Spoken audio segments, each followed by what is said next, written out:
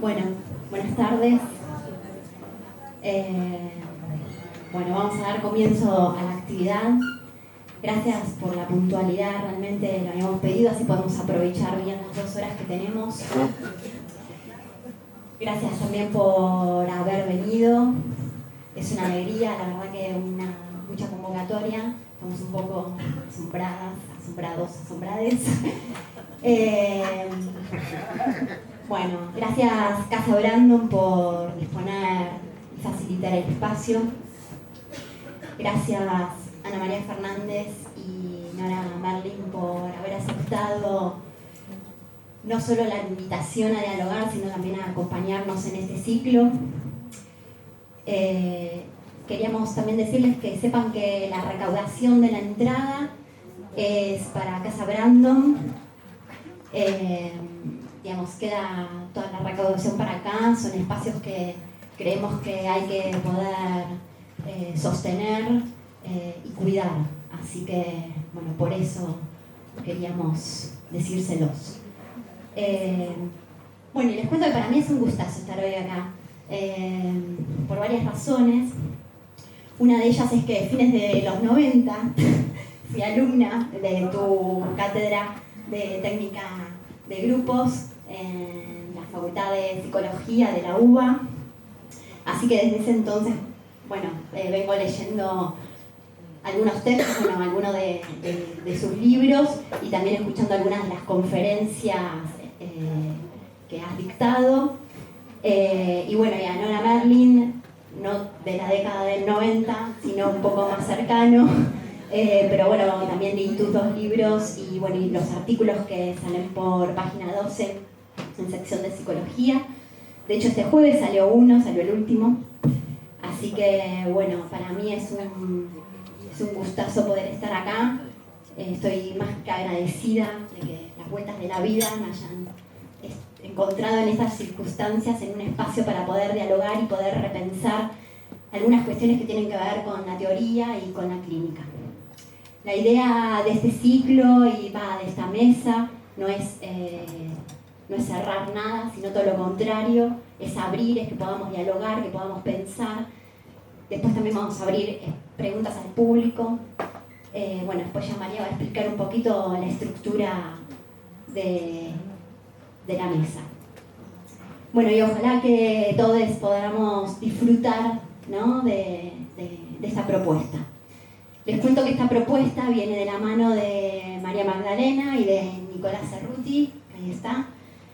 Hace un tiempo ellos propusieron un espacio similar de debate entre el feminismo y el psicoanálisis. En ese momento, digamos, estaba centrado en la temática del aborto y la maternidad. Y en esta oportunidad, este año ellos me invitaron a sumarme para retomar este ciclo de conversatorio que va a estar centrado en diferentes temas. Esta es la primera mesa. Así que, bueno, la pregunta es sobre qué es una mujer, que ya vamos a hablar sobre eso. Y tanto María, Nico como yo pensamos que es necesario el diálogo entre los feminismos, las perspectivas de género y el psicoanálisis, justamente para poder repensar la clínica, porque consideramos que es importante entender el entramado, ¿no?, desde ahí justamente donde se conjugan las diferencias. Porque creemos que es en esa transposición, ¿no?, de las fronteras disciplinarias donde podemos cuestionar, digamos, conceptos que muchas veces las y les analistas repetimos a modo de mantra, ¿no? Es en ese punto justo donde, en esa transposición, digamos, de estas fronteras disciplinarias donde pueden surgir nuevas preguntas y nuevas ideas. Lo que sí creemos es que sí hay un punto de convergencia y hay un punto de encuentro entre el psicoanálisis y las perspectivas de género, y ese punto de encuentro es que ambas cuestionan el orden establecido. Así que bueno, ahora le paso la palabra a María, va a continuar ella.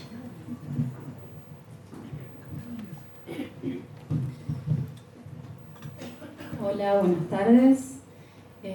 Quiero reiterar el agradecimiento a Casa Brandon, a todos ustedes por estar acá, y en especial a Ana María y a Nora por haber aceptado la propuesta de este conversatorio.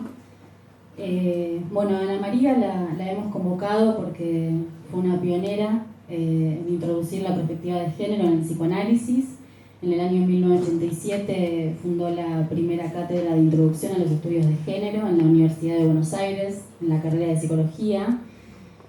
Justamente hace un rato hablábamos de que gracias a luchadoras como ella, hoy tenemos el camino allanado, nosotras y tantas otras personas que están proponiendo espacios similares de debate entre los feminismos y el psicoanálisis, en contextos un poco más amenos que en aquellas épocas. Quizás Ana María después quiera ahondar un poco más en eso, pero por suerte en los últimos tiempos cada vez hay más actividades planteadas para proponer un diálogo posible entre los feminismos y el psicoanálisis. Como decíamos, aún en sus tensiones y aún en sus diferencias.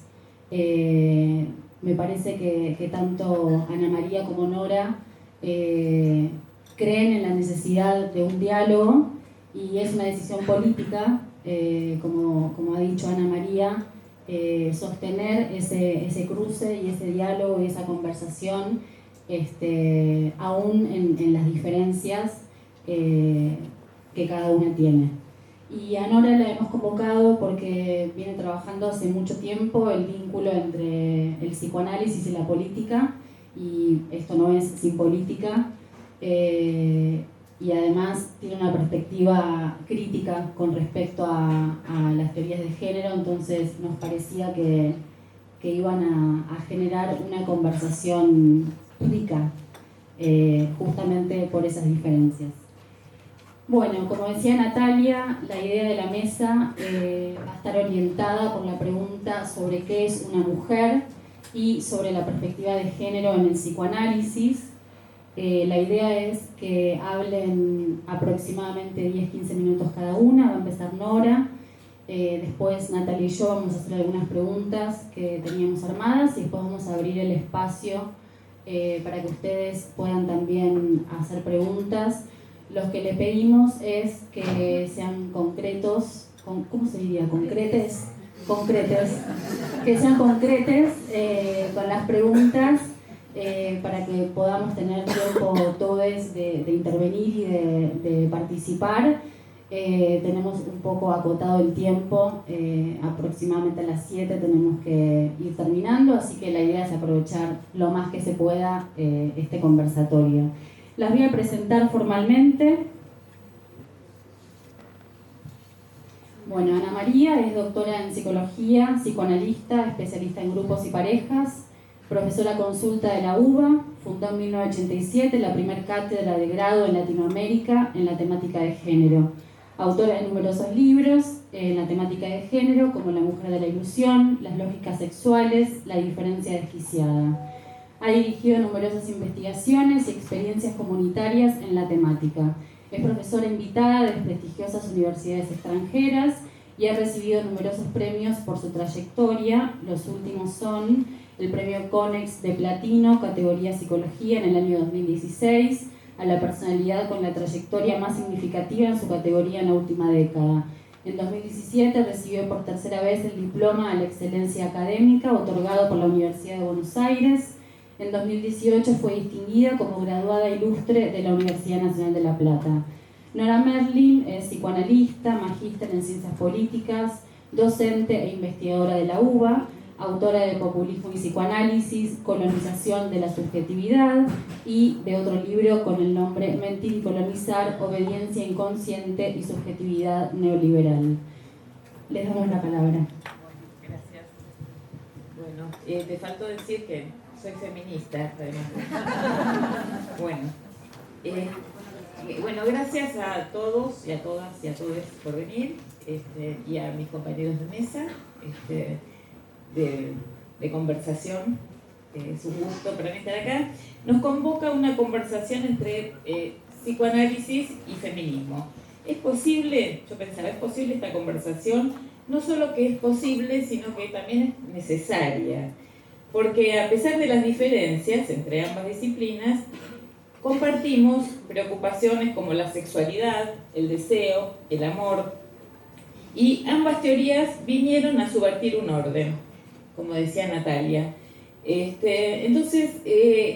ambas teorías comparten una posición a favor de la despatologización sexual y el derecho a la singularidad.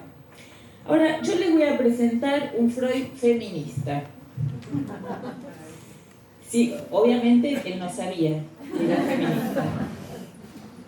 Por empezar, Freud fue uno de los primeros en la humanidad que les dijo a las mujeres que venían a contar abusos sexuales, dijo, yo les creo.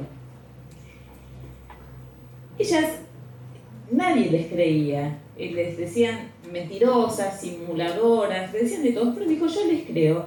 Es cierto que después desarrolló un concepto que fue el de fantasía, pero esto no anula el acontecimiento real. Es decir, a él le importó la fantasía y fundó, él dijo, a mí no me importa si esto es verdad, no es verdad, o en el sentido de aconteció o no aconteció, yo lo tomo como un texto sagrado, yo les creo. Entonces, pero nunca puso en cuestión que la verdad histórica de todo esto, la base real de las fantasías. Entonces, y las escuchó sin prejuicios. Más adelante, en 1905, desarrolló un famoso artículo, 3 ensayos para una teoría sexual. Este artículo fue tan modificado por él mismo que dejó todas las ediciones, ¿no? Es decir, que uno lo lee y es un poco confuso. Es decir, Freud empieza estableciendo una relación sexual o una sexualidad en el sentido que todos pensaban que era la sexualidad, en el sentido vulgar, opinión popular de la sexualidad como encuentro heterosexual, heteronormativo, la unión entre el hombre y la mujer, el coito como el fin de la sexualidad, y, es decir, y poco a poco, en los años que fue reeditando sus 3 ensayos, cuestiona la idea de norma y amplía su concepción de la sexualidad. Descubre la sexualidad infantil y establece una sexualidad que no coincide con la reproducción, ni con el género, ni con la genitalidad. A tal punto que el saber médico de la época comienza hablando o habla de perversiones. Freud también habla de perversiones como desviaciones del objeto y de la meta, y encuentra que estas perversiones, encuentra tanta frecuencia en estas perversiones en la sexualidad normal que termina diciendo, caracterizando a la sexualidad como perversa polimorfa. Entonces, fíjense cómo va rompiendo con la idea de heterosexualidad y normalidad. La norma en psicoanálisis respecto a la sexualidad es la singularidad. La norma es la diferencia. Es decir, eso es la norma.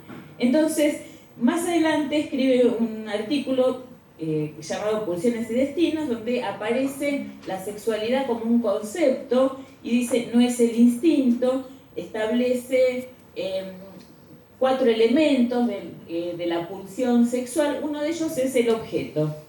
El objeto de la pulsión no coincide con el objeto de amor, es decir, si bien se usa la misma palabra, hacer el amor, o eros, para el amor y para la genitalidad, el erotismo, es la misma palabra, pero Freud distingue, una cosa es la sexualidad y otra cosa es el objeto de amor. Entonces, pero el objeto de la pulsión, o con el que la pulsión se satisface, Freud dice, puede ser cualquiera. Cualquiera, es lo más singular que hay, cualquiera es cualquiera, pero una vez que la pulsión elige un objeto, tiene que ser ese. Hay una fijación, hay un privilegio, hay una preferencia en cada singularidad. Ahora, esto se repite como fijaciones, más allá de las elecciones amorosas, ¿no? De cada uno y cada una, o cada una. Entonces, sigamos con nuestro Freud feminista. Freud critica el patriarcado.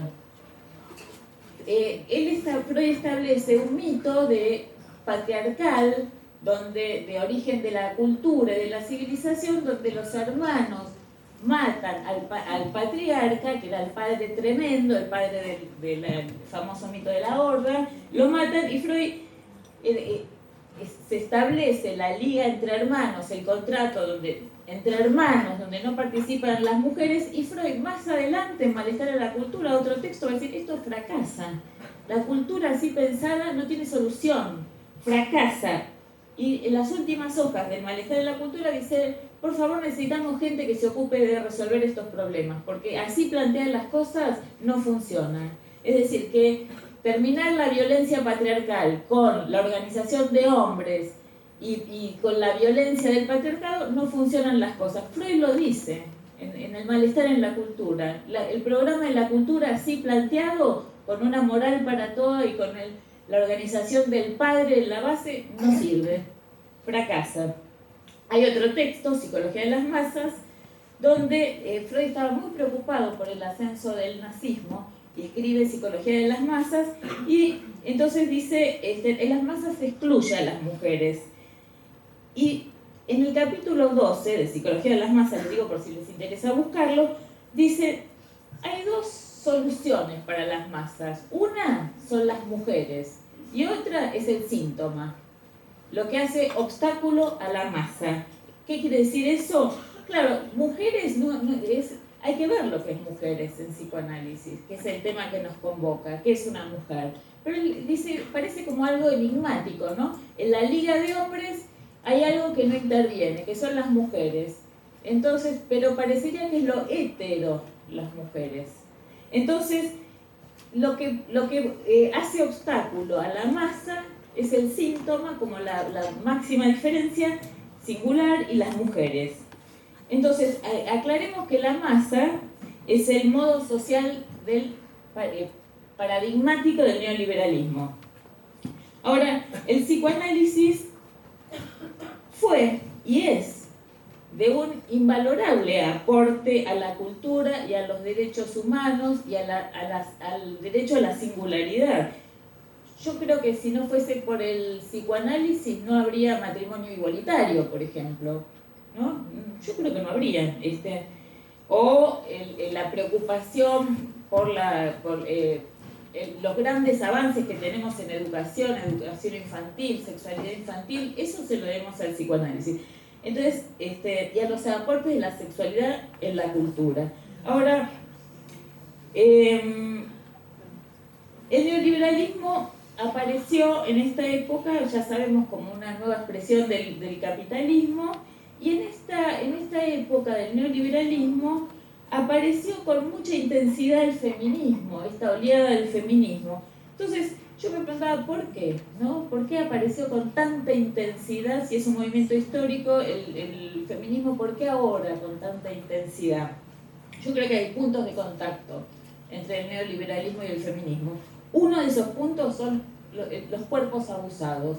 Si bien el cuerpo abusado de las mujeres tiene su especificidad, que no se superpone, que no se anula con el cuerpo abusado del neoliberalismo, pero es un punto de convergencia.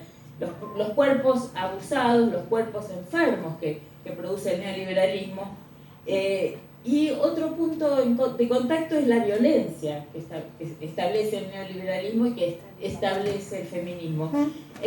Por otra parte, en relación a mi pregunta, ¿no?, de por qué apareció con tanta intensidad el feminismo en esta oleada, y yo pensaba esto, lo forcluido en la masa neoliberal, escuchen bien, aparece como feminismo, retorna como feminismo. ¿Qué estoy diciendo? El neoliberalismo se presentó en el mundo en los 90 como que se acabaron las ideologías, que se terminó la política. Entonces, digamos que es una no se puede no tener ideología, ¿no? Ellos decían, se terminaron las ideologías, se acabó el mundo socialista, no hay más política, ahora todo es gestión. Entonces, como yo pienso que no se puede no tener ideología, es una ideología que rechaza la política, el neoliberalismo. Entonces, en esto de rechazo de la política, aparece con toda intensidad como un retorno desde lo real del feminismo. Entonces, ¿qué es lo rechazado en el neoliberalismo? El amor, la política, lo hétero, la singularidad. Por eso digo, el modo social paradigmático es la masa. Entonces, el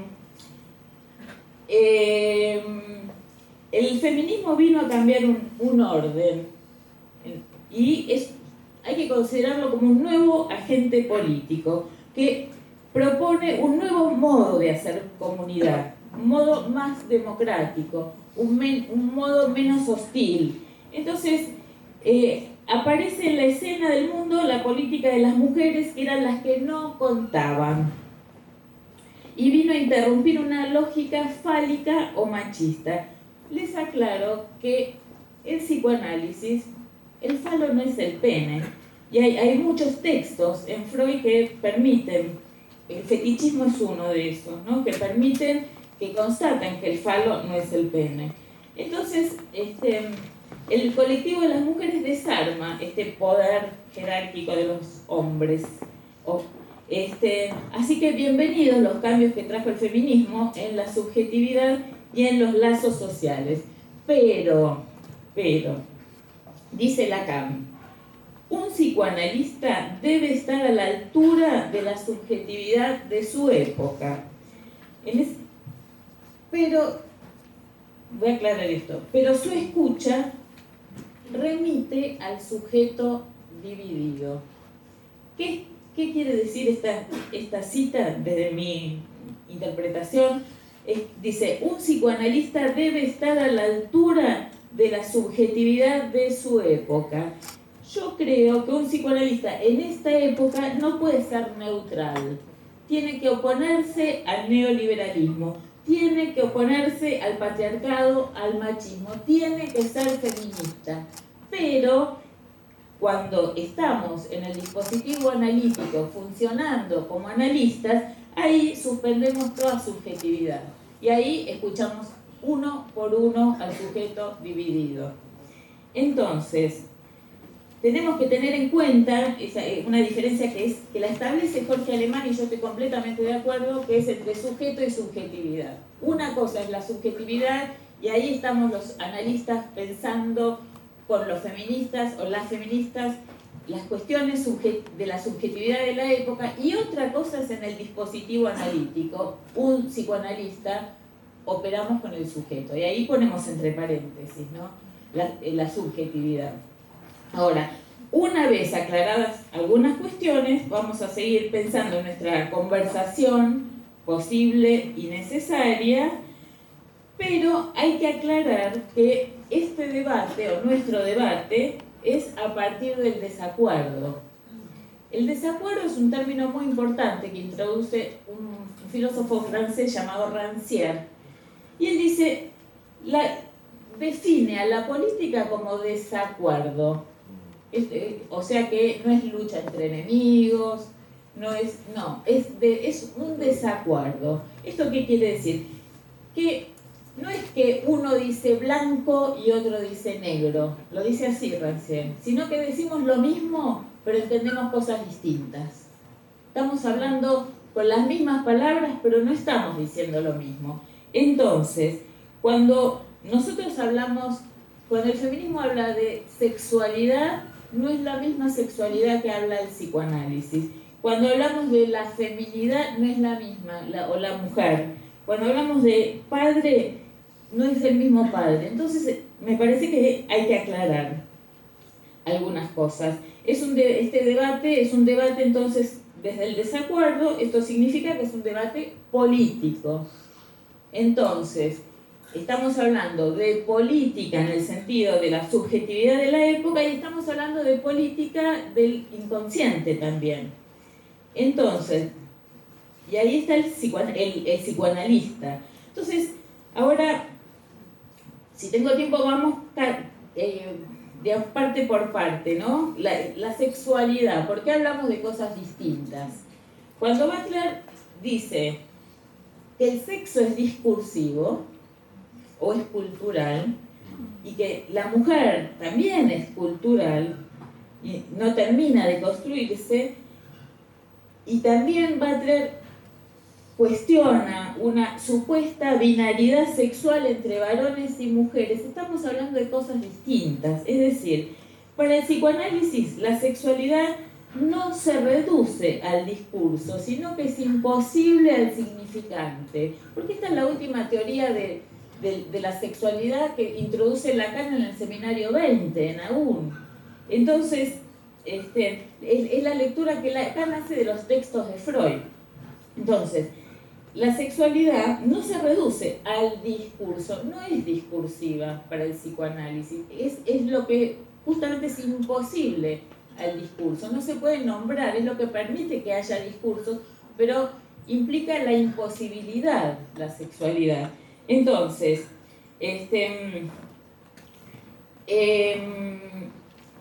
Freud no operó, no definió el registro de lo real, pero sí operó con lo real. Y Lacan lo teorizó como lo imposible a lo simbólico.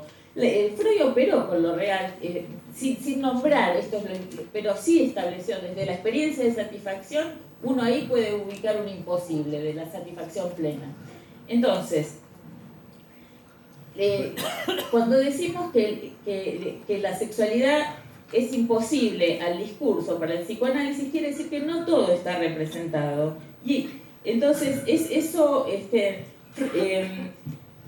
ahora, Freud es cierto que articuló su teoría alrededor de Edipo, falo, castración, haciendo aclaración, como hicimos recién, que el falo no es el pene, es un operador que sirve para ordenar, ¿no?, la presencia y la ausencia, o los que tienen y los que no tienen. Hay un texto de Freud que es Análisis terminable e interminable, donde Freud dice el complejo de castración.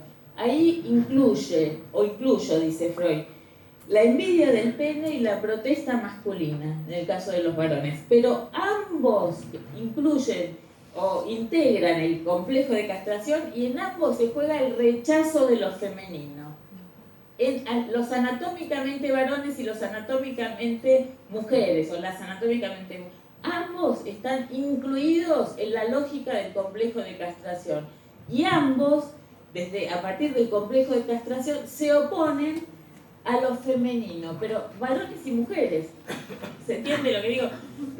Varones y mujeres, anatómicamente varones y mujeres, se oponen a lo femenino, o se rechaza, no se quiere saber nada de lo femenino, pero como lo hetero, lo distinto. Entonces, de eso no se quiere saber nada. Entonces, Freud se pregunta, ¿qué es una mujer? Entonces, hay algunos textos donde Freud dice, bueno, la mujer, la salida normal es la madre, pero la verdad que no hay nada más parecido a no sé, fálico que una madre, ¿no? Es decir, la salida, yo creo que no resuelve bien Freud en ese texto, en otros textos resuelve mejor qué es una mujer. Entonces, en algunos textos, ¿no?, donde Freud dice, bueno, la salida del Edipo, la salida normal es la maternidad. Sin embargo, hay una carta que circuló hace poco de Freud donde él se opone al aborto. No se opone al aborto, está mal dicho. Está a favor del aborto porque justo se le había muerto una hija, ¿no? Por malas prácticas en ese sentido. Entonces, pero quiero decir, él propone la maternidad como la salida normal del complejo de Edipo. Pero hay otros textos, la conferencia 32 sobre la sexualidad femenina, donde él dice, la mujer es un continente oscuro, no hay representación para la mujer. ¿Qué es una mujer? Entonces, es decir, como que ahí no, lo deja como laguna Freud, no tiene respuesta. este fue el puntapié que le permitió a Lacan definir qué es lo femenino. Él dice, no es, entonces Lacan va a decir, es un goce, no es un género. Nosotros los psicoanalistas no hablamos de género. Y es un goce que no es patrimonio de las mujeres anatómicamente mujeres. Constituye la diferencia absoluta de cada mujer y de cada hombre. Entonces, Lacan se dio cuenta que el falo no era un operador que diferenciaba sexos, sino modos de goce. El falo no da cuenta de la diferencia de sexos. Entonces, no hay heterosexualidad de género para el psicoanálisis, ni sexualidad heteronormativa. La sexualidad para el psicoanálisis no es una relación imaginaria, no es que el hombre define a la mujer o viceversa, tampoco es complementaria. Y el goce femenino no se define por lo masculino, no está concernido por el falo o la significación fálica, no se agota en la lógica fálica, porque en esa lógica fálica se inscriben varones y mujeres, anatómicamente varones y mujeres. Entonces, lo que se opone es el goce femenino, pero es un goce como ilimitado, no es un argumento, no es discursivo. El psicoanálisis, el sexo se produce donde las prácticas discursivas tropiezan, no es una construcción. Entonces, la diferencia que establece el psicoanálisis es en todo caso, si se puede establecer una diferencia, es entre sexo y sentido, no entre heteronormativo. Ahora, para finalizar, porque ya estoy medio apurada, ¿no? No nos tenemos que olvidar que respecto de la subjetividad, la época, la batalla cultural, ahí estamos juntos, psicoanalistas y feministas, porque digamos que nos une, estamos ambos o ambas rechazamos al machismo, estamos contra toda forma de totalitarismo, toda forma de capitalismo, en ese sentido estamos del mismo lado, y estamos a favor de la máxima singularidad, como el derecho humano por excelencia. Bueno, yo creo que hasta acá, después... Ok, bueno.